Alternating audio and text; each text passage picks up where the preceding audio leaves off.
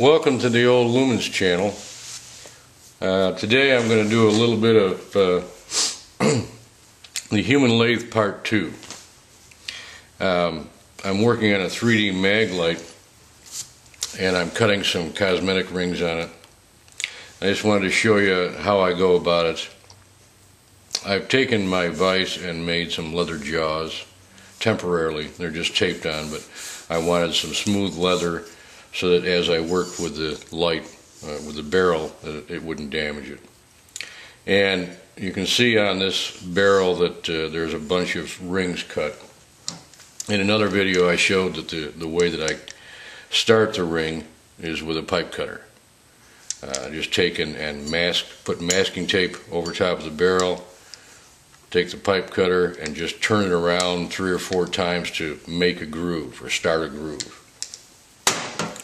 Then I take various files and work that groove larger. Now, what I'll start with is I'll start with a small triangular file. I can work up from there to a larger triangular file. There's also a diamond triangular file, and then this knife bladed file, which is not a sharp knife blade. It's got a real dull edge on it, so it helps to broaden the bottom of that channel when it's being made. Now, this is a little bit of what I've done with the rings to expand them. These rings up here are rounded, okay, and I've done that with a round file. Once I've gotten the ring opened up a ways, because if I try to do a round file right now, there's no way it's going to slide right off. So I have to use the triangular files to open that groove up before I can do much with it. And what I started doing was I'd just take and put the barrel in a vise, and then I'd work a little area and loosen it and turn it. Well, that gets old pretty fast. So I just decided, okay, I'll try to be just like a lathe. So if I get the file in place and just turn the barrel, that works pretty good. The trick is to try to not slip and slide out of the notch and ruin the light in about 1 second. Believe me, you gotta do some practice work to learn how to do this. You got to be able to use that file with some pressure to keep it in the groove.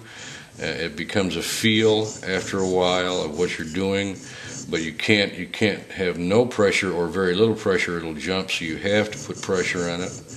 And I always use just one finger on top to try to keep the file from rocking side to side, and it helps with the pressure on it. I find one finger is about the right amount of pressure. And then being able to, the barrel wants to rock, so you just have to also press down as you're turning, and I do that again with one finger on the length of the barrel and just press down as I'm turning, and rotate the barrel.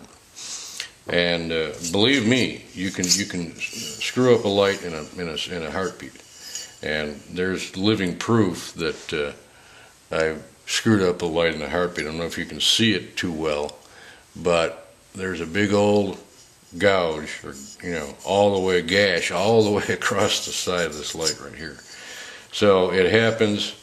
Luckily, with this being a gray light, I do have some textured paint that I use on these lights for cosmetic. I'll end up sanding down the whole end of this barrel, and then I'll use textured paint on it, and you guys won't remember, so you won't even know it's there. Anyways, that's just a little quickie on how to make some nice cosmetic rings on your Maglite without a lathe. Thanks.